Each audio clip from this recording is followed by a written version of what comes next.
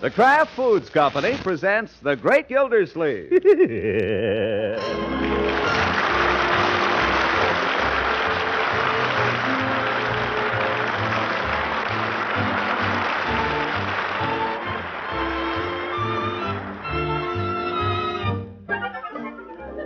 It's The Great Gildersleeve, starring Harold Perry, brought to you by the Kraft Foods Company, makers of Parquet margarine and a complete line of famous quality food products.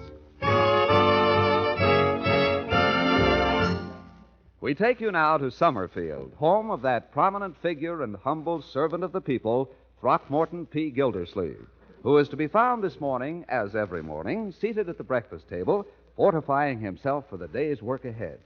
Leroy, if I might trouble you again for the marmalade. Marmalade coming through. Heads up, Marge. Uncle Mort, it's loaded with sugar. I know that. I shouldn't really be eating any, but just a smidgen to finish off my toast. I suppose now you want another piece of toast. Well, one piece perhaps to go with my marmalade. There goes another New Year's resolution. Oh, I can get into fighting trim very quickly, my dear, once I put my mind to it. Yes, Bertie? Shall I pour you a second cup? Or you want to give me an argument first? Well, I know I shouldn't, but just a small one, Bertie. You know, just to... I know, just to wash down the toast and marmalade. Say when. You know, when it comes to breakfast, Bertie, I'm afraid you spoil me. Don't take no help from me. Oh, that's enough. My gracious, you poured me a full cup there, Bertie. I said say when. Well, as long as you poured it, wouldn't do to waste any, would it? But beginning tomorrow, Bertie, 1 cup only. 1 cup. Every blessed morning we go through this. No, my dear, I don't think that's quite fair. It's true, isn't it? Well, I get hungry. Hey, hey! Where is it? The toast is burning, Marge. Oh, my goodness. Why didn't you say so instead of screaming like a maniac? My mouth was full. Well, don't frighten us to death. Better open the window there, Bertie. Yes, sir. That's enough. Close it.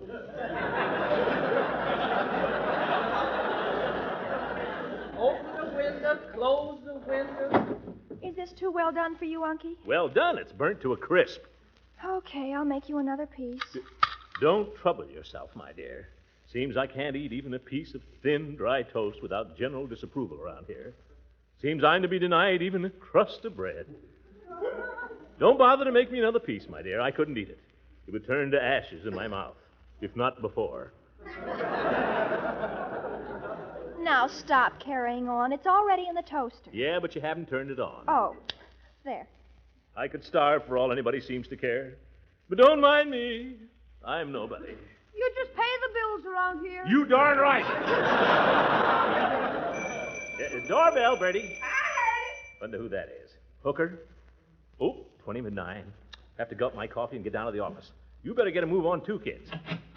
Oh, good morning, Mrs. Ransom. Has Mr. Gildersleeve left yet, Bertie? I've just got to see him for a minute. No, he ain't took off yet. Just come right in. Leela, that you? Hello, Throckmorton. Well. Oh, don't get up, please. On your feet, Leroy. Hi, Mrs. Ransom. Hello, Leroy. Marjorie, honey. Oh, look out, Marjorie. Oh, the toast. Fire! Oh, my goodness, again.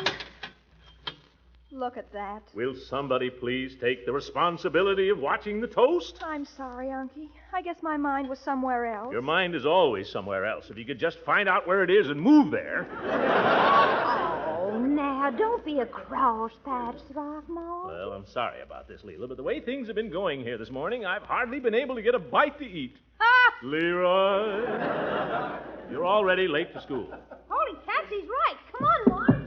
Goodbye, Mrs. Ransom. And by the way, I love the color of your nail polish. Yes, yes. Oh, thank you, Marjorie. Ruth did me this time. I couldn't get Vera. Yes, yes. Come on, Dopey. Okay.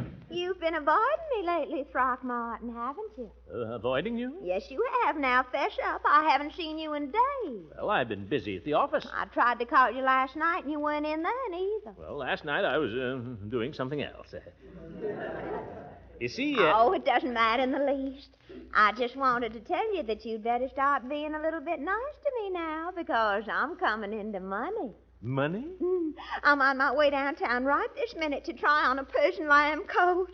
Oh, Throckmorton, I'm so excited. I wasn't going to tell anybody till it happened, but I just can't help it. Well, wait a minute. Where's this money coming from? Well, that's the thing. I was thinking about that.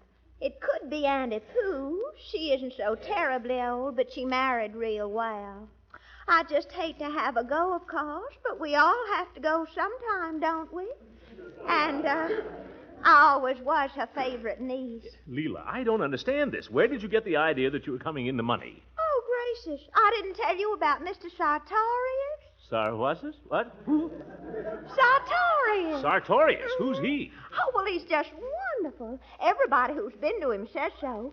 Grace Pettibone, she went to him, and the things he told her, well, she said it was simply uncanny. What does the man do? He tells you things that are going to happen. You mean he's a mind reader, a fortune teller? Oh, gracious, no, nothing like that. Well, I wondered. This man reads your palm. Oh, brother. Oh, but he's really wonderful. Well, how do you know? Because he told me I was coming into money, definitely. Within 3 months, you will come into a sum of money. That's what he said.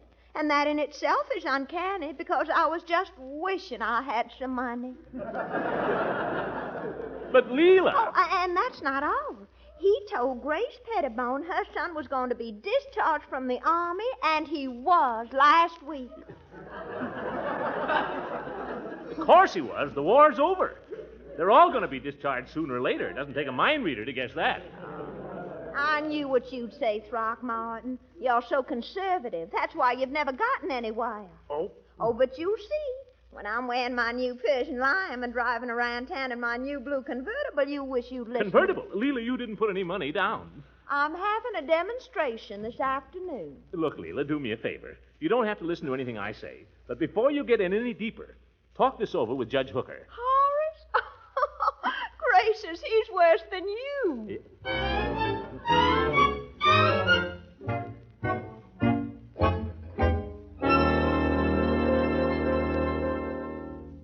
Yes, I'll hold the phone. If we don't put a stop to this, Judge, we'll wind up having to bail Leela out. Quiet. How can I telephone? You know how she gets around you. She spends money, and it's us who'll pay. Oh, thank you, Sergeant. No, never mind. Well, what'd he say? The chief isn't there. He's down at the barber shop. Yeah, the chief is never there. If this town had any kind of a police department, Horace, a man like this palm reader couldn't even open up shop. They'd run him right out of town. Oh, it's not quite as simple as that, my friend. Under the law, a man is presumed to be innocent until proven guilty. But the man is a faker. Possibly so. But can we prove it? Is there any evidence to that effect? I just told you. I know. The man is a faker. That is an assertion. It is not evidence. It's a fact. That's what it is. But how do we know? I just told you twice. Gildy, I say again, that is an assertion. And merely repeating it does not lend it weight. Look, Judge, the man is a faker. You know it and I know it. Well, don't we? To the best of our knowledge and belief. Stop hedging. He's a faker. All right, let's get him out of town. Gildy, these things can't be done overnight. The law has its delays, and wisely so. Oh, you lawyers make me sick. A palm reader and he's got you buffaloed. Why, before you and the chief get moving, well, it wouldn't surprise me to see the city hall taken over by gypsies.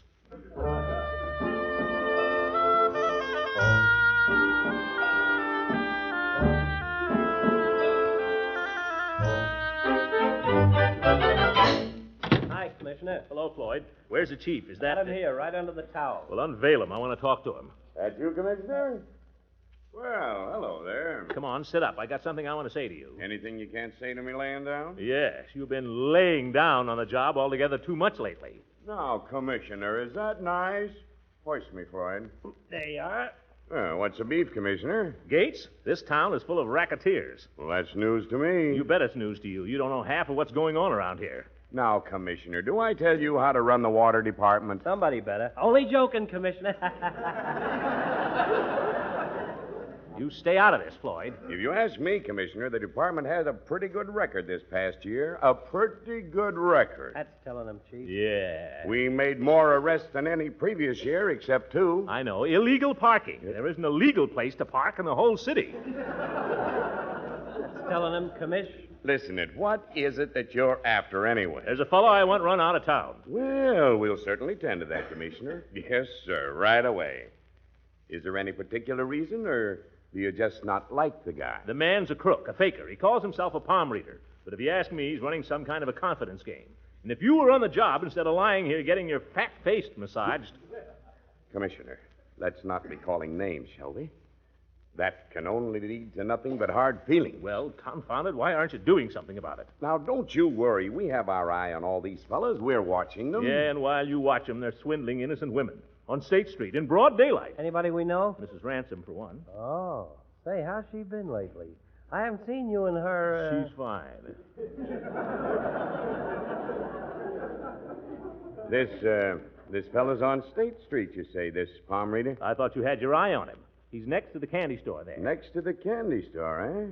Oh, it's very interesting. I don't know what's so interesting about it. Well, we put these things together. We have our methods. If you think he's going to tunnel into the candy store and break into the jujubes, you're crazy. That isn't his racket. Well, what is his racket? I don't know. Why don't you put a cop on him and find out? Well, I'm kind of short-handed at the moment. There's only one man I could put on the case, and I've got him guarding an excavation. Who's going to steal an excavation? Mayor's orders. He's afraid somebody will fall in and sue the city. Well, of all that, crooks and hoodlums all over the place, and the only able-bodied cop in town is standing in a mud hole.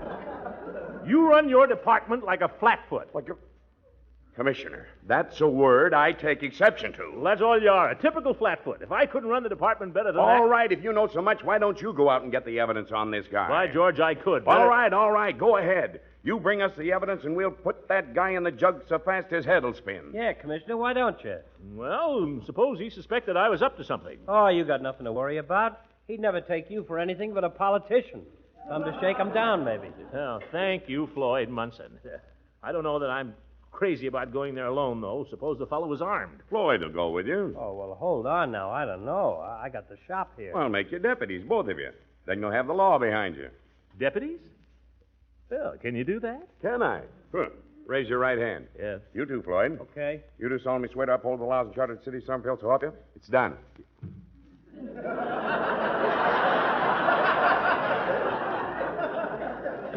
What is that, Latin?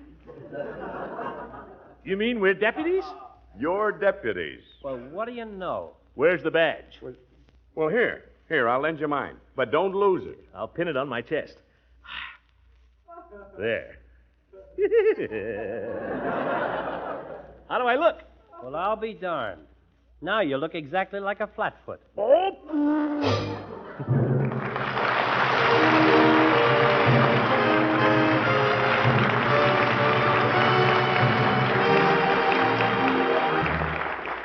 The great Gildersleeve will be back in a few moments. You know, on work days, most of us don't find time to thoroughly enjoy breakfast. In our house, for example, there always seems to be a mad scramble. At our house, too, Mr. Lang.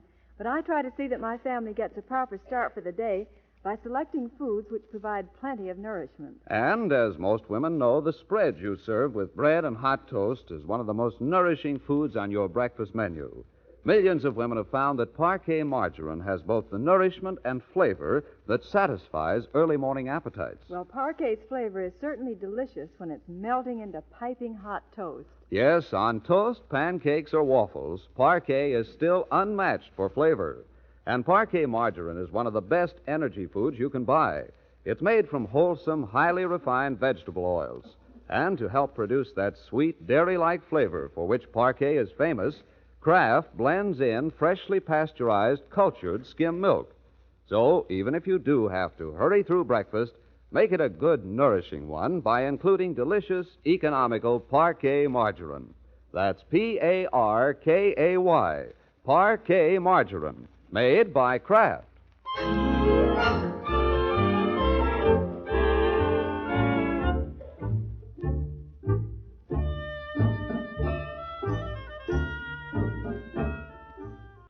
Summerfield from the depredations of Sartorius the palm reader, he has organized a private safari to smoke him out.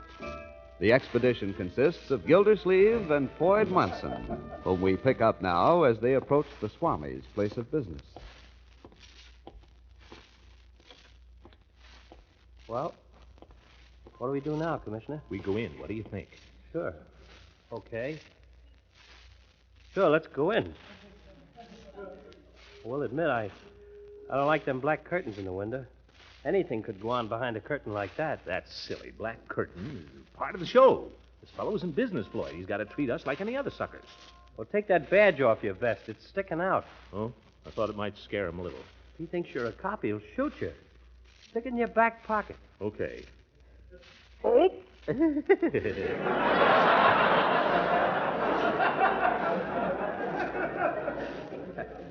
Now, come on. All right.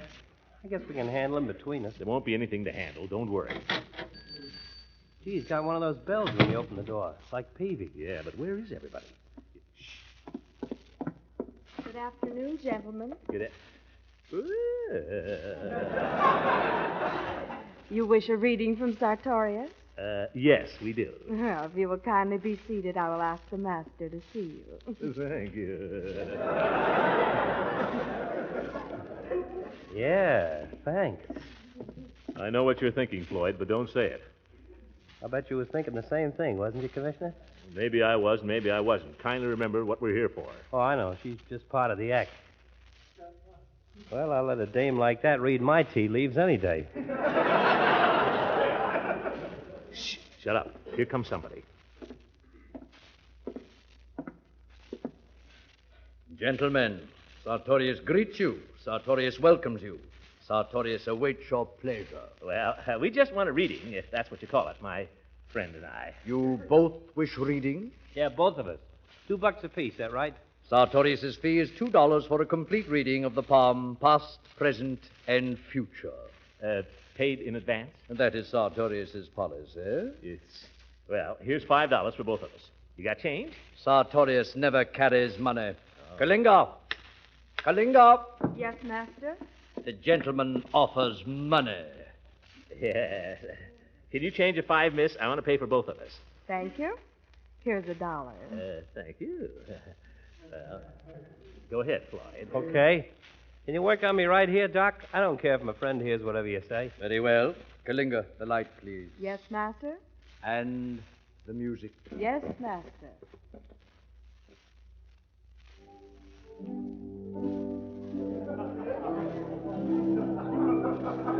And now, sir, your hand. Shoot. Oh, no. The right hand. Oh. The left hand is the hand of birth, the unwritten scroll. The right is the hand of development. The right hand shows what we have made of ourselves, how we have used our opportunities. Gee, I never knew that. Did you ever know that, Mr. Gill? Quiet, Floyd, and let's get on with it. A very interesting hand, sir. You must do some kind of highly skilled work. A dentist? A doctor? No, but you're close. Sartorius will now examine the lifeline. Long and full. Long and full. You were seriously ill when you were about 15? Well, not so very serious. Chicken pox. It may have been more serious than you think. Still, you will live a long time. Oh, gee, that's good. Will I make any money? You will prosper steadily. You will continue in your present profession. You are married, are you not? Yep, married 12 years. Does the name Tootsie mean anything to you? Nope. Curious. There's something about your hand that suggests the name Tootsie. Hey, wait a minute. When I and the wife started going together, I called her Tootsie. Well, what do you know? Then your wife will be the only woman in your life. Yeah? Oh, well.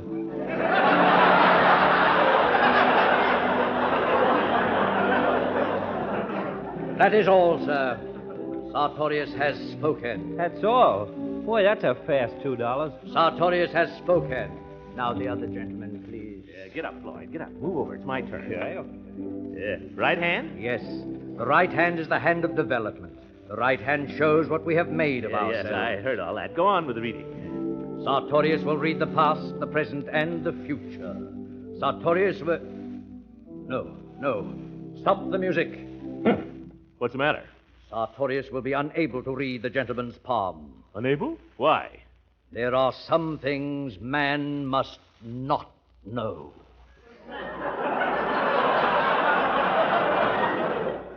But what is it you don't want to tell me? If you... Kalinga, Yes, Master? return the gentleman's fee, please. Now, wait a minute. Are you trying to scare me? Sartorius has spoken. Your $2, sir. But I... Good day, gentlemen. The door, Kalinga. Good day, gentlemen. So long. Wait a minute. I've got a right... Oh! It ain't no use, Commissioner. They locked us out. Come on, let's get out of here. All right, but by George, now I'm convinced he's a swindler. Well, I ain't so sure now. If he's crooked, why didn't he take your $2? Too smart. He knew I was someone important, and he didn't dare. No, he was going to read your hand, but then he looked at it and it stopped him cold. But why? I don't know. I heard of cases where they won't read your hand because you're going to... Well, because something's going to happen to you. Something going to happen? Yeah, Like what? I knew a fella they wouldn't read his hand.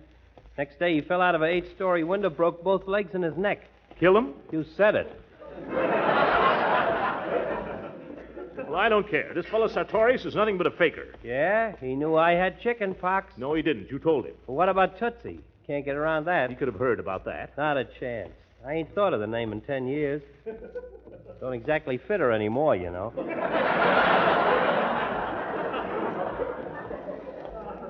Well, it's still no miracle. Tootsie's one of the commonest nicknames there is. Everybody that ever lived knew a girl named Tootsie. Have you? No. All right, then. Let's give credit where credit is due. The guy's a pretty fair fortune teller. I should have known better than to take you on a scientific investigation like this. You're stupid, ignorant, and superstitious. Superstitious? Commissioner, I think that's going a little far. All right, think it. From now on, I'll handle this thing myself.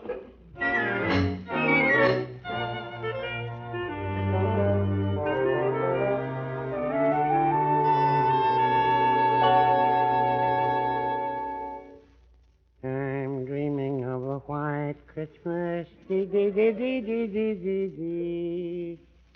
Wonder if it's too early to close up for supper.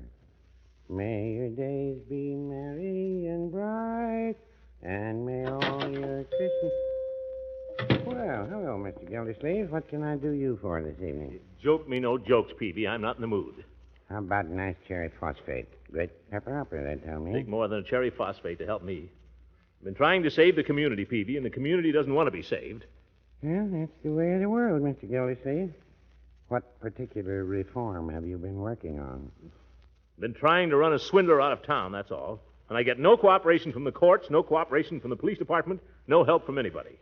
Who's the swindler? Anybody I know? Well, you may have heard of him. This fellow calls himself Sartorius. Claims to be a palm reader. Oh, Mrs. Peavy spoke of him just yesterday. Well, I hope she hasn't gone to consult him. Don't let her go near him, Peavy. Why? The man's a common swindler. Nobody can predict the future, you know darn well. Well, no, I wouldn't say that. Peavy, there's no such thing as being, well, too open-minded. Now, I know you believe there are two sides to every question. At least. But on some questions, intelligent people ought to agree. Now, surely you're not superstitious. No. I mean supernatural stuff. Palm reading, telling fortunes with cards, crystal ball gazers, and so on.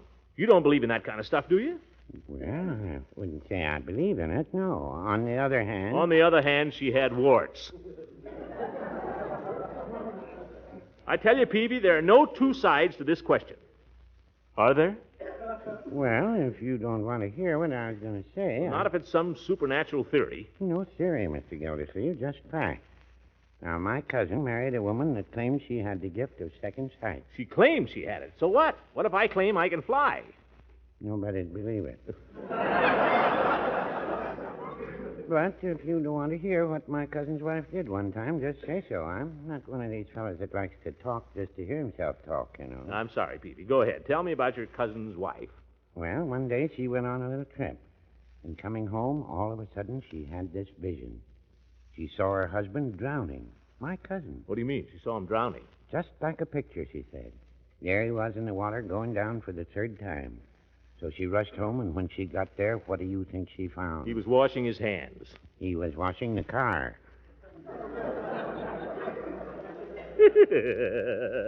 Well, he was. Forget it, Peavy. You know, when I came in here, I was a little worried. I'll admit that. I went to see this fellow Sartorius, thinking to get some evidence against him, and he refused to read my palm. You don't say. Yeah. Even refunded my money. But it's all part of the act, don't you see? Well, no, I wouldn't say that. Huh? If that fella gave up $2, he must know something. He knows there's one born every minute, that's all. Good night, Peavy. And thanks for cheering me up. Yeah, bushwalk.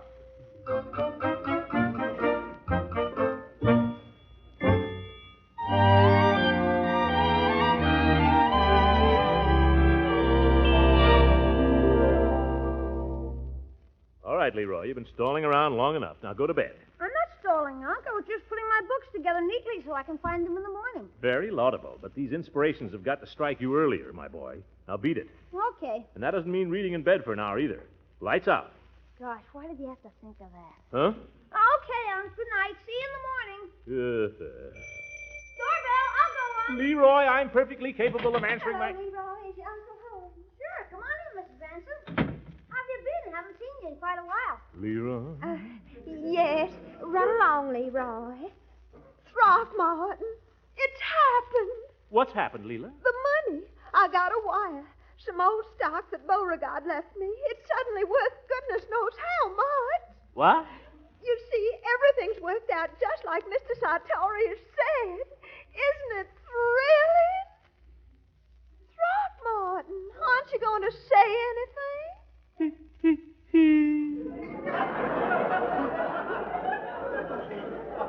Leela, I don't feel very good. Leroy, don't leave me.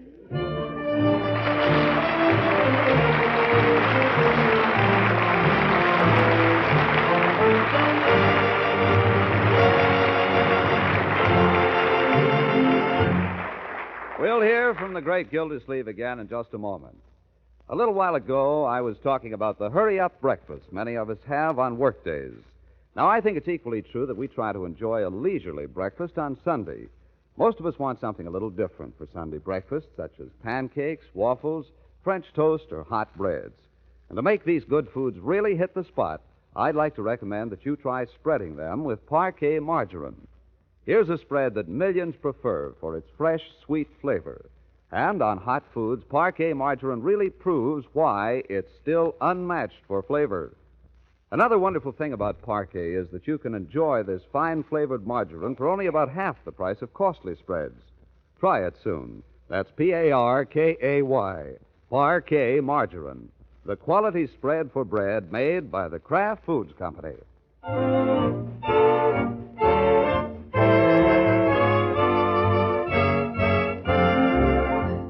Well, of course, it's probably just a coincidence.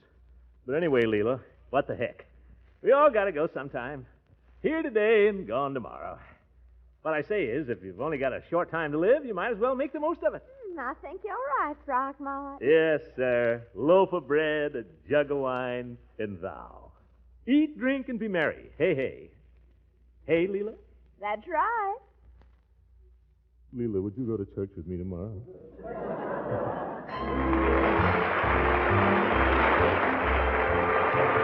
The Great Gildersleeve is played by Harold Perry. It is written by John Whedon and Sam Moore.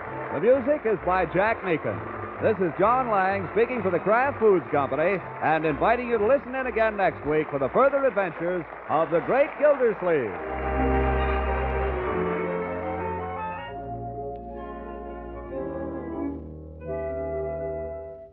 Now, a parting reminder. Don't forget to buy those delicious prepared mustards in Kraft's famous line of quality foods. First, there's a tangy golden Kraft salad mustard, the one that adds such flavor zest to salad dressings, gravies, barbecue sauce, and cooked egg and cheese dishes. Second, there's a sharper variety, Kraft mustard with nippy horseradish added, for zipping up the flavor of frankfurters and for blending into tasty sauces for fish. Buy both kinds and please the whole family. Ask for Kraft horseradish mustard and Kraft salad mustard.